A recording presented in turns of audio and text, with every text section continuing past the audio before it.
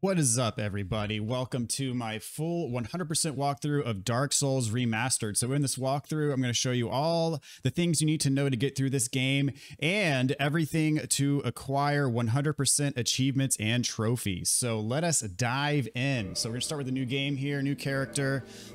I'm not going to spend too much time on character creation. I just want to get into the good stuff here. So I'm just going to keep it simple. DB is going to be the name. Let's see, just do all this. So I'm going to make him a warrior class. You can peruse these. If you're going to follow my build, I would suggest doing warrior as well. Very balanced starting class as far as strength and dex is concerned. Pretty good health to start off with, and good starting weapons, including a pretty solid sword and a shield that blocks 100% physical damage. So again, if you're following my build, I would suggest starting with the warrior.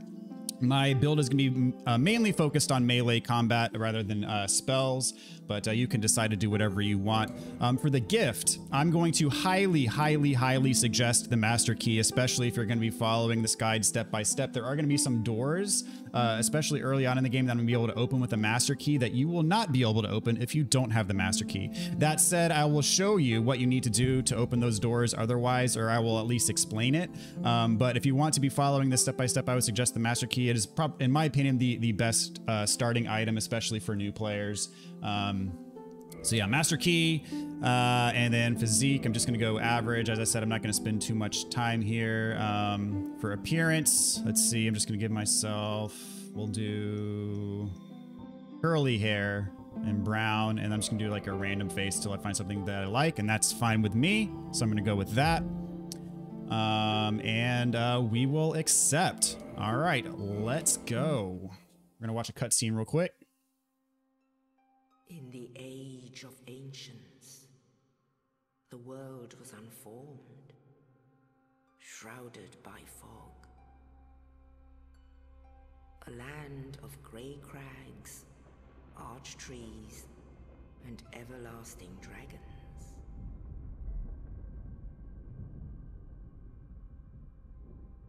But then there was fire, and with fire came disparity. Heat and cold, life and death, and of course, light and dark.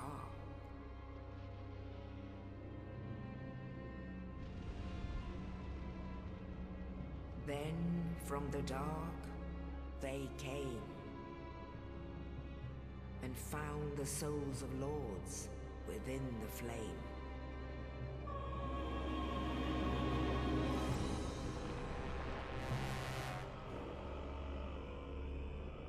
Nito, the first of the dead.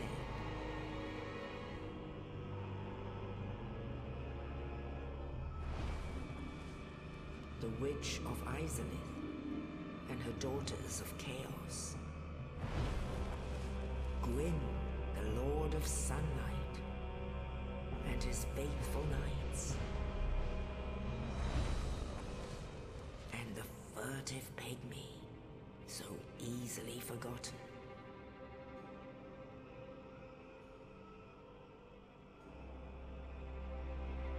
With the strength of lords, they challenged the dragons.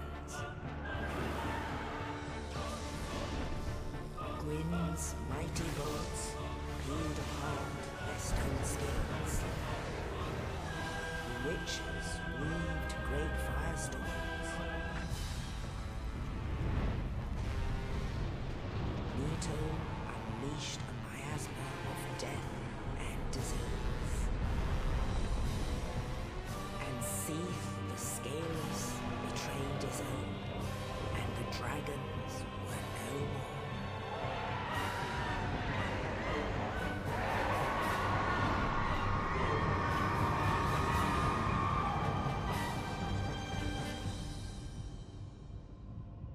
Thus began the Age of Fire.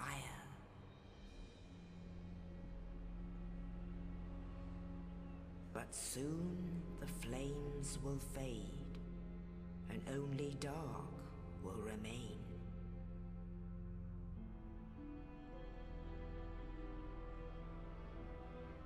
Even now, there are only embers. And man sees not light, but only endless nights. And amongst the living are seen carriers of the accursed dark side.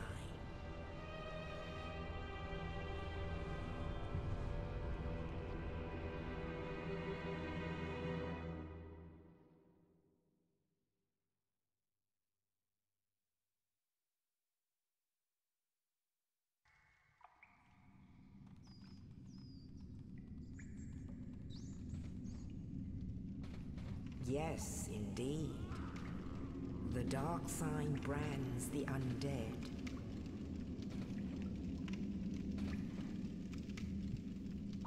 And in this land, the undead are corralled and led to the north.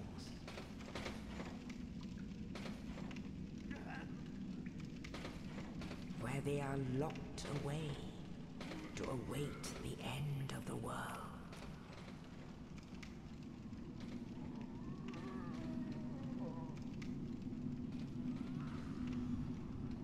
This is your fate.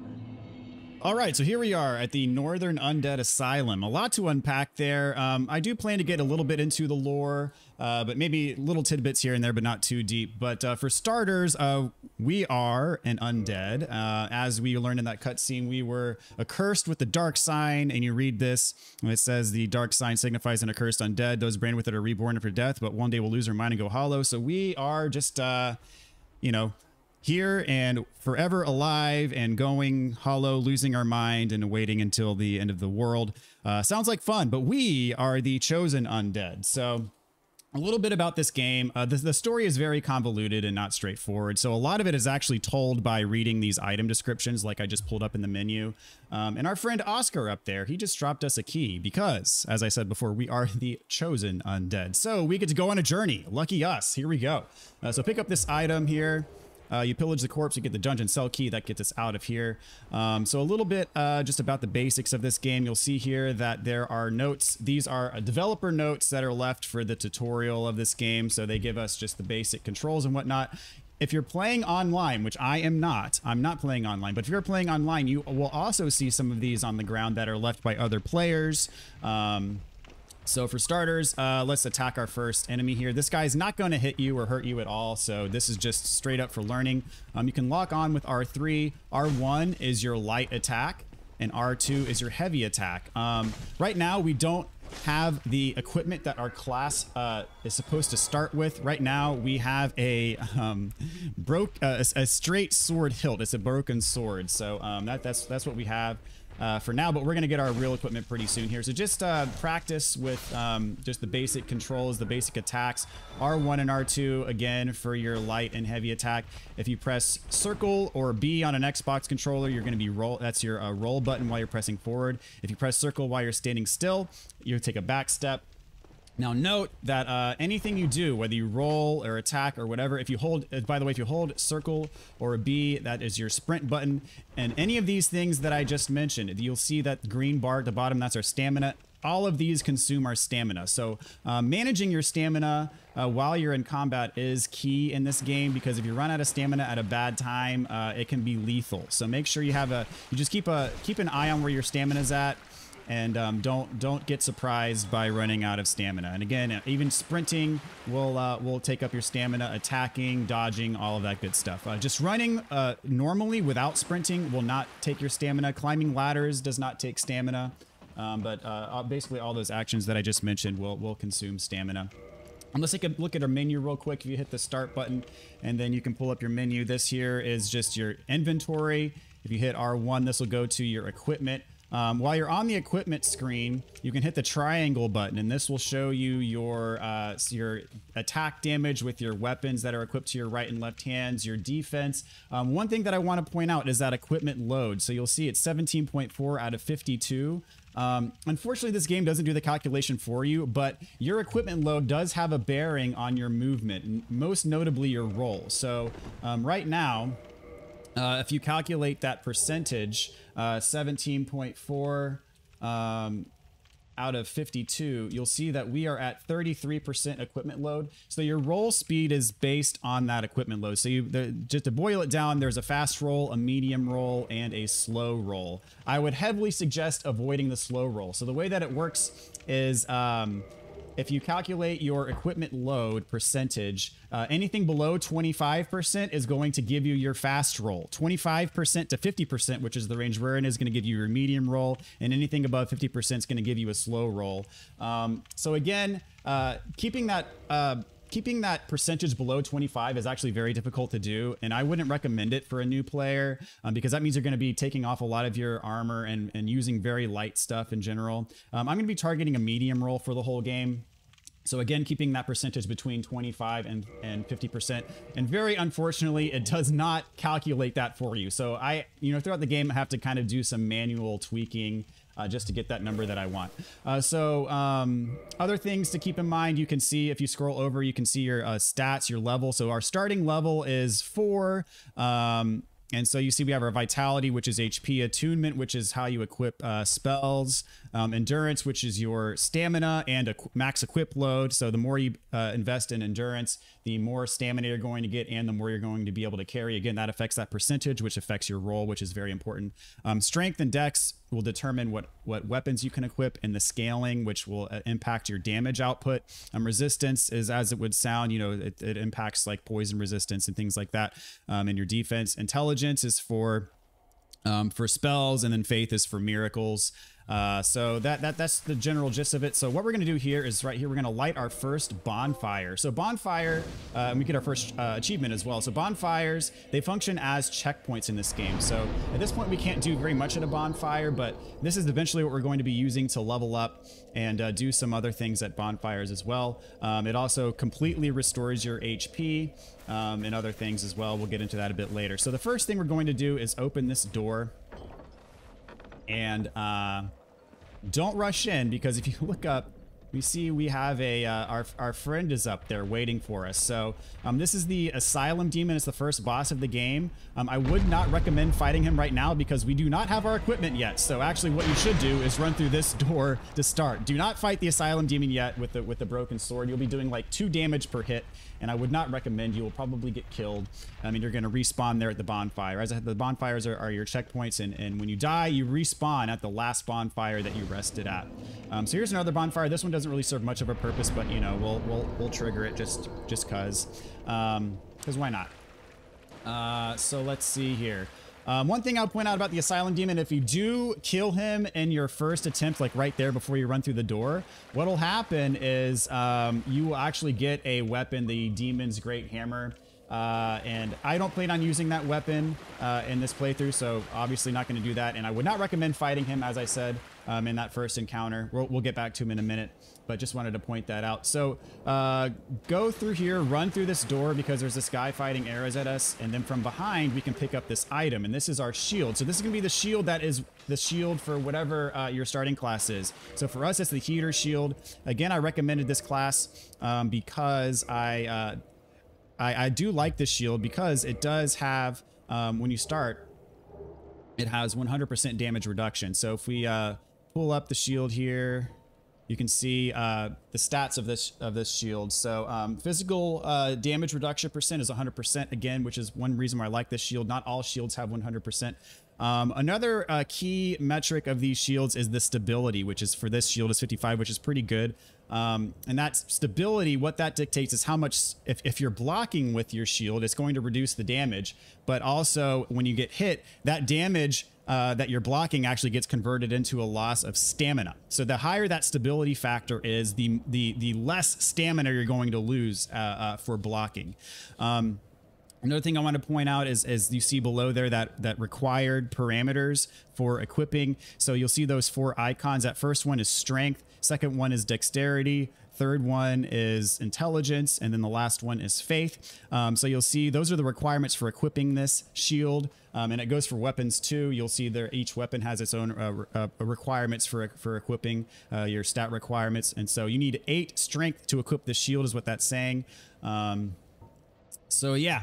Again, to get to your equipment screen, just press the start button, and then you can use the shoulder buttons to scroll over to change your equipment here. And so your weapons by and large are going to be going on your right hand, and your shields and whatnot are by and large going to be going on your left hand. And then of course down here we have our the equipment that we're wearing. So just a little bit about navigating the menu and all that stuff. So what we're going to do now is we're going to engage in our first encounter. So press L1 to keep your shield up. You'll see this guy's hitting us. If you block that arrow, we got 100% damage reduction, but you'll notice that my stamina bar, when I blocked that arrow, went down ever so slightly. Again, that's what that stability impacts, is how much is that stamina bar going to go down. And obviously, the heavier the attack, the more damage that it would have done to you, the more that stamina bar is gonna go down to absorb it. And if your stamina bar goes all the way down because you're blocking too much, then you'll be staggered basically and open for an attack. So right here we got our long sword. This is our real weapon, and this is again going to be the weapon that for whatever starting class you picked. So let's go ahead and equip the long sword. As you can see, we're doing way more damage than we were with the straight sword hilt. And so again, the same buttons apply. R1 for light attack, R2 for heavy attack, and you'll see the move sets vary. And one thing I want to point out with stamina management, you see if you roll or do anything that requires stamina, if you have your shield up, you see how slow that stamina bar is regenerating? Well, if you let go of your shield and put your shield down, you see how the stamina bar regenerated much more quickly. So that is something that you want to keep in mind. If you have your shield up, your stamina is going to regenerate much more slowly than it would if your shield is down. So we're going to go around here the corner. This guy's going to be waiting for us. I'm just going to block his attack and then hit him. So, you know, for starters, it's good to be a little bit more deliberate with your combat, maybe take things a little bit slower. As you get used to the combat, though, you may find that you don't like blocking as much. Maybe it's more fun for you to dodge, or maybe it's more effective for you to dodge. I tend to block more in Dark Souls than I do in other Souls games. Because the combat is a little bit slower paced than it is in other Souls games. But you know, as the game goes on, I'm going to start blocking less and probably dodging more, just because it makes things go a little bit quicker. So once you get through here, what you're going to do is you're going to go up these stairs, but then roll off, because there is a giant wrecking ball that's going to come down and break through this wall. But before we go in there, we're actually going to go down here, which opens up a shortcut. This gate does not open from the other side, but it, you know, of course, open from this side. And this takes us back to our first bonfire. So just open up that shortcut. And some of the larger levels, you know, when we get later on in the game, shortcuts are some of the biggest markers of progress that this game has, and it is very integral to the level design. So I can't emphasize enough how important shortcuts are, especially later on in the game. So what you need to do now is roll through here, or walk through here. And this is Oscar. This guy might look familiar. He is the person who threw that corpse down through the hole and gave us the key so we could escape ourselves. So let's have a chat with him real quick. You're no hollow. Thank goodness. I'm done for, I'm afraid. I'll die soon, then lose my sanity. I wish to ask something of you. You and I, we're both undead. Hear me out, will you? Regrettably, I have failed in my mission, but perhaps you can keep the torch lit. There is an old saying in my family. Thou who art undead art chosen. In thine exodus from the undead asylum, maketh pilgrimage to the land of ancient lords. When thou ringeth the bell of awakening, the fate of the undead thou shalt know. Well, now you know. And I can die with hope in my heart. Oh, one more thing. Here, take this. An Estus flask. An undead favorite. All right, so he gives us a little bit more information about kind of what we're doing here. He said, perhaps you can keep the torch lit. So if you remember from the original opening cutscene, it says something about the age of fire, but eventually the flame goes out and it goes into dark. So that is a little bit gives us a little bit of flavor into what we're doing here. So one thing I want to show here is some of the bonfire mechanics. So we got an Estus flask from Oscar. So you'll see that I have a little bit of damage on my health bar here. So if you use your Estus flask, this is what you use to heal yourself in Dark Souls. So the Estus flask is very important. You see we have 5 usages and I just used it twice just to show. So now I'm down to 3 usages. Now, one of the most important mechanics of the bonfire is if you rest at a bonfire, it gives you your Estus flask usages back. It fully replenishes your Estus flask every time you rest. Now, another thing about resting at bonfires is if you've killed enemies in the area and you rest at a bonfire, those enemies will respawn, by and large. There are some who don't respawn, but most enemies will respawn every time you rest at a bonfire. So there are trade-offs to resting at bonfires. So you have to consider that every time you do it. So let's see, we got this guy, block his attack. You see when we block his attack, see how his weapon goes behind him? It like bounces off your shield and that gives you an opening to attack. So that's one of the reasons why having a shield with 100% damage reduction is so important, especially for new players. So that key that Oscar gave us opens up this door. There's a couple more developers notes, and there's gonna be some enemies around the corner here. So, you know, we'll go through a couple other techniques. Let this guy walk out. And then what you can do is you can circle around to his back. One important mechanic in this game is if you can circle around to an enemy's back and then let go and press R1, you execute a backstab. So a backstab counts as a critical hit, and you'll see that that backstab does way more damage than a regular hit. So this guy coming out, I'm going to circle around behind him just to demonstrate that backstab again. And I suggest you practice this as well.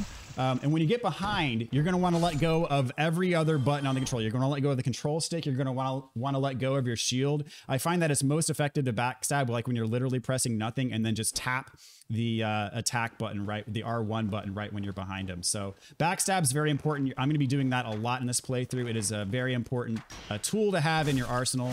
And this guy I'm just going to kill normally. Another tool, and a far riskier tool, is parrying. So if you have a shield equipped and you press R2, you'll see I'm doing this kind of swatting away motion here. Well, if you do that right as an enemy is about to attack you, it'll execute a parry, and that'll leave the enemy open to a critical attack from the front, a riposte. And so parries and ripostes are very powerful, however, very risky, because if you mistime your parry, you're going to take the damage and you have to be close to do it. So this guy I'm going to demonstrate a parry, and the timing is right as the enemy's attack is about to land. You press R2 to execute this parry animation. And if you do it right, you'll hear a noise, and then you press R1 to execute the riposte. And I'll show it to you. I might take a hit, we'll see. But this guy's good to practice parries on. So right as it's about to hit, I missed it, but we'll try again. Let's see, right as it's about to hit, there we go. And that's, you heard that noise, and that leaves them open to do the riposte. And that is an insane amount of damage. And it's, you know, it's a very high risk, high reward proposition, but some enemies are just good to kill with parries. So this game is very much a skill-based game. If you can practice your parries and get very good at parries, it will have a direct impact on your abilities in this game and your ability to, you know, your ability to get through it. So practicing parries, spending some time practicing parries, not a bad idea. So I'm going to heal up because once we go through this fog wall, we're actually going to go back to that boss that we ran by at the start, and we're going to fight him now. So the first thing to keep in mind is right when we walk through, we're going to do what's called a plunging attack. So we're going to walk off a ledge and drop down. And while we're dropping down, we're going to hit R1, which is going to execute a plunging attack. So let's do that real quick. All right, so lock on. Drop down, R1, and you'll see we did like a third of his health right there. So very powerful. Those plunging attacks are very good.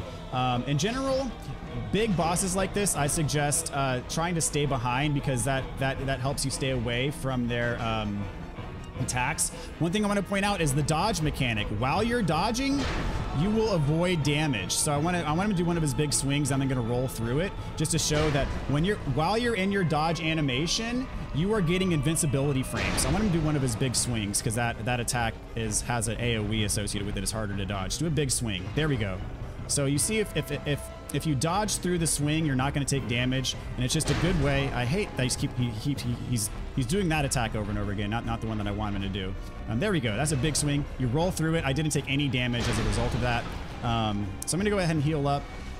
And again, it's good to stay behind him for that. attack where he hits it in the front there. If you roll back, that's the best way to dodge that.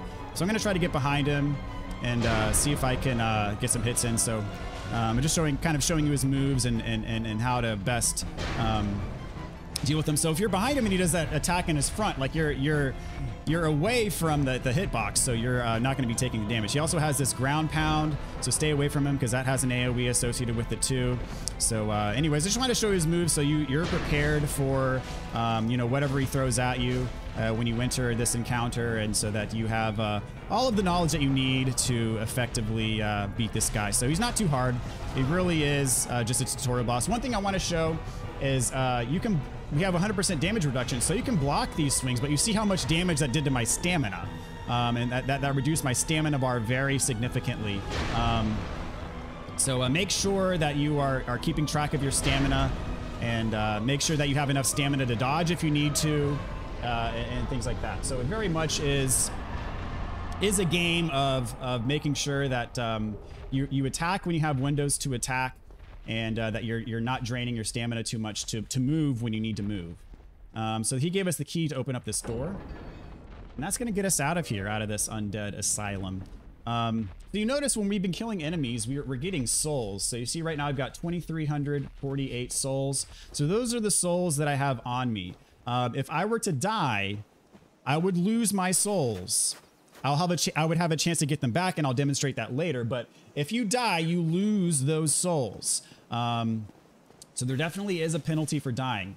And the reason I'm explaining that now is because you go back here, we get a soul of a lost undead. So what that is a soul item. So what happens is if you consume a soul item, that will increase that soul tally. So I'm going to demonstrate that real quick. So you use this item, and it will increase the number of souls that I have. So you see, I just got 200 souls from consuming that item. So the thing is since I used that soul item right there, that is part of my souls that are now at risk if I were to die. Had I left that item in my inventory, those 200 souls would remain in my inventory if I died. So what I recommend is only using those items those soul items if you are at a bonfire and in the process of leveling up, or if you're at a place where you're at a shop where you can purchase things, because souls double as your experience points and currency in this game.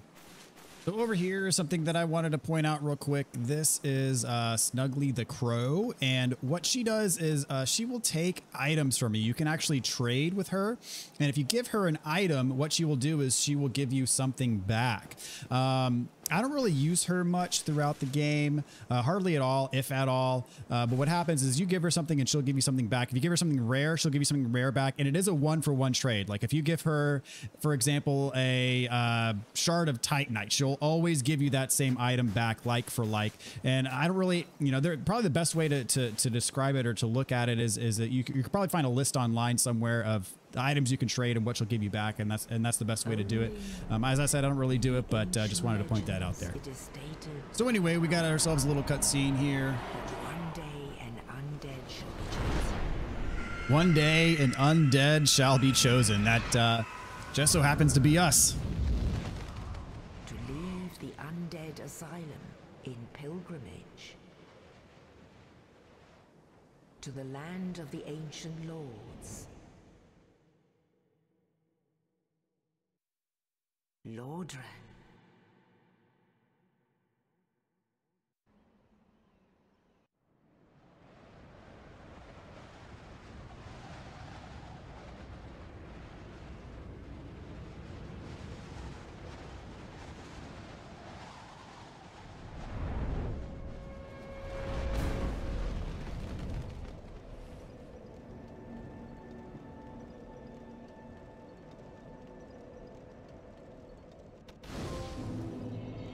All right, so we have arrived. Here we are in Firelink Shrine. So this effectively functions as a hub for pretty much the whole world.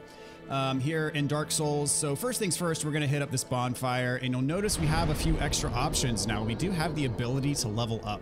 So let's go ahead and do that. We're going to spend the souls that we've acquired at the Undead Asylum. So one thing I want to emphasize is I'm going to be leveling up my dexterity to 15 here. There is actually a weapon that we're going to pick up in short order that will require 15 dexterity. So I'm going to go ahead and do that. And I'm going to pump my other level here into vitality. And that's as many as we can get. So that takes us from level 4 to 7. Let's go ahead and accept. So the vitality is going to give us a little bit of extra health as well, which is nice. So there we go. We have a leveled up. And there's a few extra things that you can do at bonfires. I'll cover those kind of later on as we get to them. So next thing we're going to do is talk to this guy over here. Well, what do we have here? You must be a new arrival. Let me guess. Fate of the undead, right? Well, you're not the first. But there's no salvation here. You'd have done better to rot in the undead asylum. But too late now. Well, since you're here, let me help you out. There are actually 2 bells of awakening. One's up above in the undead church.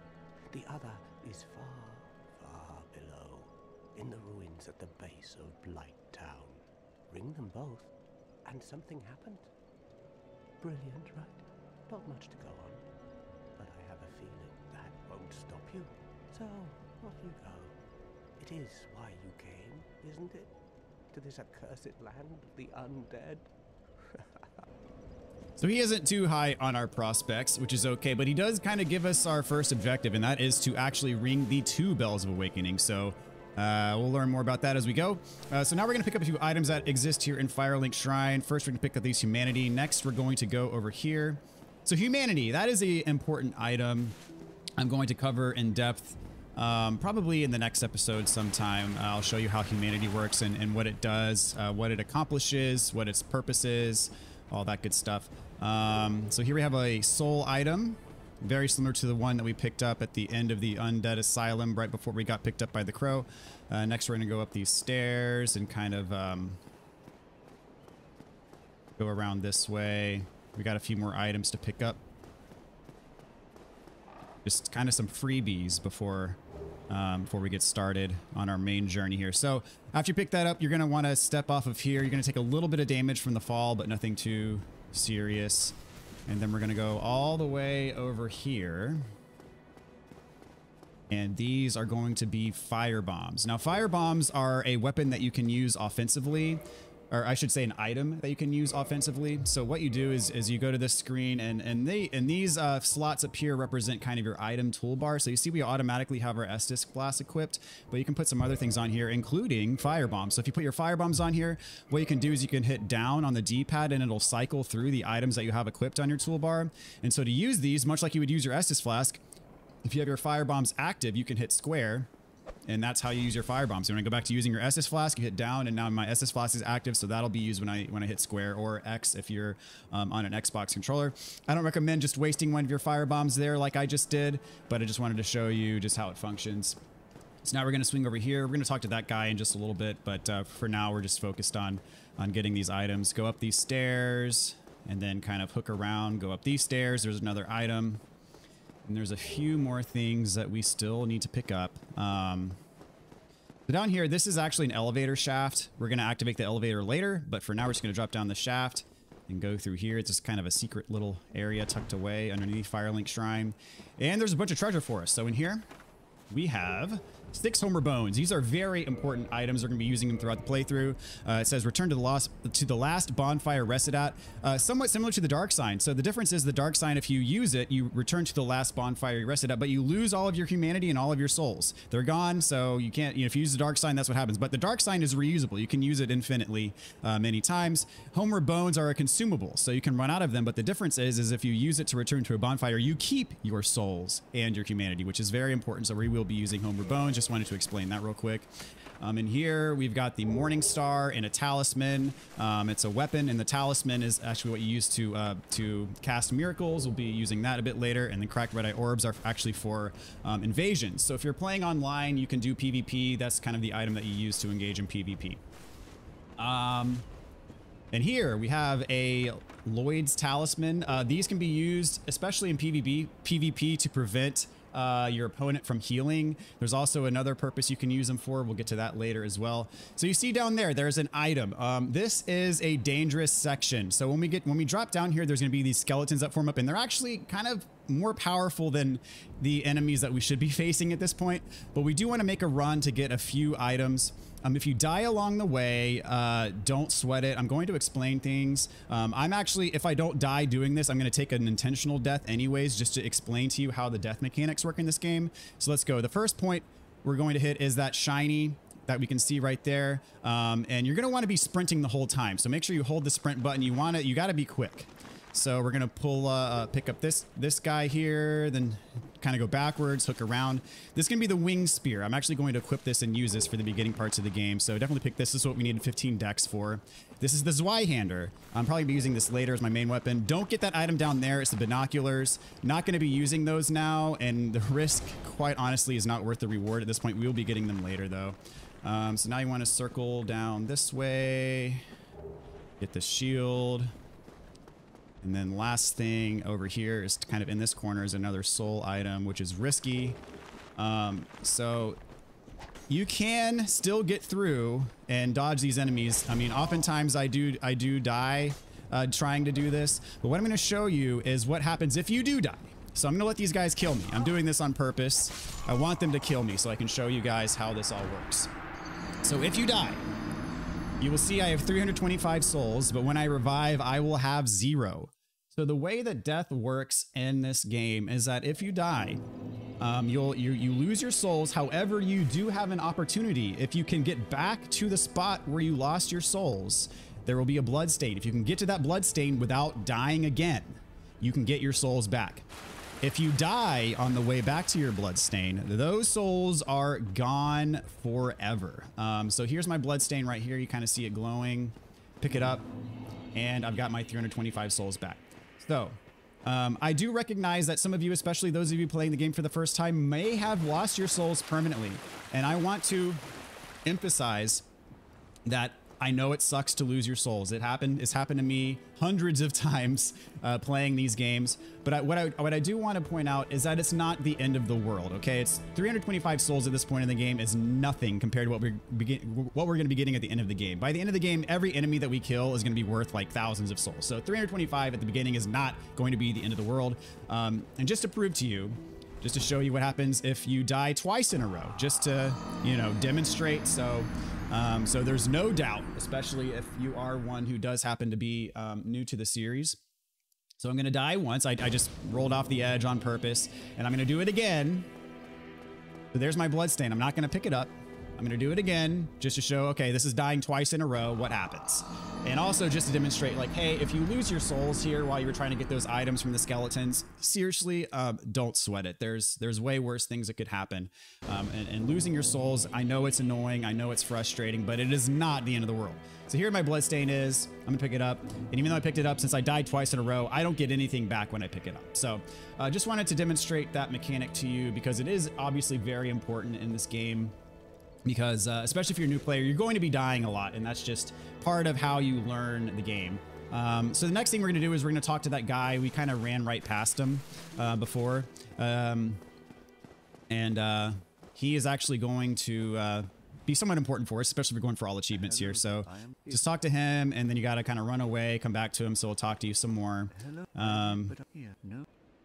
And so he gives us a copper coin. Actually, you use that and it boosts your item discovery.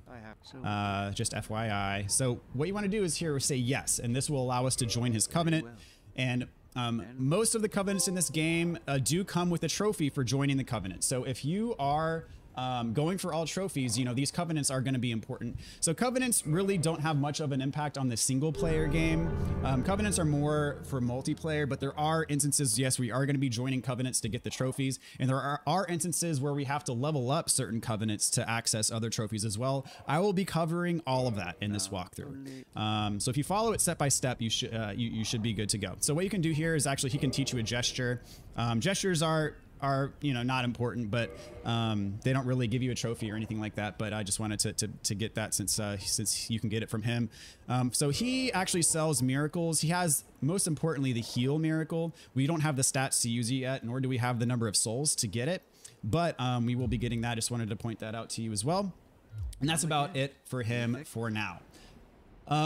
So when we did that loop around where those skeletons were, we did pick up some stuff. I want to equip the winged spear. You'll see here that this does 86 damage as opposed to our longsword, which does 80. This is the most powerful weapon that we can actually use. We don't have the stats for the Zweihander yet, even though it does have higher damage output. So we're going to put on the wing spear. And this is a very good weapon, especially for the earlier parts of the game. You'll see, like, with that's the R1 attack. With the R2 attack, you'll see it's got some pretty solid range. And then especially one thing that's really good with the wing spear is if you're guarding, if you're blocking, you can actually attack while you're still guarding. You don't have to let your guard down to attack. Now, that does come with a stamina cost to do it that way, but I just wanted to point out that that is a perk with using this weapon. And the range, the attack power, all of that make it worth using in the beginning of the game, which is primarily why I did level up my dex to 15 so we could equip it. And don't attack this guy, by the way. Just do not do it. In general, 95% of the time, I'm going to say do not attack NPCs. There are a couple exceptions along the way, but attacking NPCs will turn them hostile to you, and you don't want this guy to be hostile to you every time you come back to Firelink Shrine. Just don't do it. So down here we have the Firekeeper. She's actually the one keeping the bonfire alive here. She's actually going to be able to power up her Estus Flask a little bit later. There's an item you can give her later on, and she'll be able to make your Estus Flask more potent each time you heal. So what we're going to do is we're going to come down here. There's a couple things we want to get before we proceed. And this is actually a level for, you know, we're going to be getting to much later on in the game fully, but there's some stuff right here at the beginning that will be useful to us as we go. And I mentioned you need 15 dexterity to equip the wing spear. And what I mean by that is if you go here and you, if you pull up the wing spear, and hit square or X on an Xbox controller, you can see down there, kind of in the middle of the screen where it says required parameters. So you see there that first icon, you need 13 strength, 15 dexterity to use it. The next item is, or that next icon is for intelligence, and the final little star icon is for faith. And so you don't need intelligence or faith to use this, but you do need 13 strength and 15 dexterity to use it. If you use this weapon without having the required levels in the right categories, then you will not be able to effectively use the weapon. So you see here for the Zweihander, it requires 24 strength. Okay, we've only got 13. So if we were to equip this, we would be doing, you see that there's a big penalty, a minus 105 physical damage penalty because we don't have the stats to use it. So that's why we did level up our dex to 15 really early on there. So what we're gonna do is circle around. If you go behind these stairs, there is a soul item. And then what we're gonna do, there are these guys. They're just simple little hollows, and they're not hostile, but they become hostile if you hit them.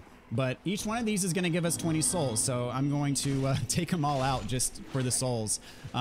You'll notice I'm locking on. Again, if you hit the R3 button, you will lock on. I do recommend locking on in the vast majority of cases. And that's a good way to tell if someone is friend or foe. If you lock onto them, they are pretty much in all cases going to be an actual enemy. If you see somebody and you cannot lock onto them, chances are they're going to be a friendly NPC. So these guys you can lock on, they are enemies. And so we're going to take them all out. And one thing I want to show also is if you hit triangle, or on an Xbox controller Y, you can two-hand your weapon, and that gives you a little bit of extra heft. It actually increases your strength stat if you two-hand, and you'll see here, one-handed, I'm doing 42 damage. Okay, and it takes 2 hits using an R1 attack to kill these guys. If I two-hand, I'm doing 63 damage, and I can one-shot these guys. So sometimes, you know, while it takes away the flexibility of being able to guard at will with two-hand, I can't use my shield as effectively, but that extra damage output in many cases is worth it. And so, you know, that's one of the many decisions you have to make. Like, during your playthrough, do you want to two-hand your weapon at certain points? Do you want to one-hand your weapon in some spots? It's better to do one versus the other. You know, really, it's just a matter of also how you develop your play style as well. So over here, I'm gonna pick up the S-Stock. It's a weapon, a dex weapon, I believe. We're not gonna be using it, but there it is. And then over here, I wanted to show this to you guys. We got Blacksmith Rickert. And he is not going to do much for us now, but he will be important later. He is a blacksmith, and he is the person who we're going to go to. He actually can, later on in the game, can imbue your weapon with either magic or enchanted, and some of the trophy requirements involve maxing out each weapon type. So when we there is actually a trophy for a maxed out magic weapon and a maxed out enchanted weapon. He's going to be the guy to do that for us, but that's going to be much later. Modify your equipment. So yeah, he can upgrade your weapon and that kind of stuff. And he also sells some stuff you can buy if you're a magic user. He sells some kind of lower level sorceries, and then he also sells a catalyst, and a catalyst is what you need to actually cast sorceries. But we're not, you know, we're not really doing that right now. We're more of a, I guess, a melee build right now.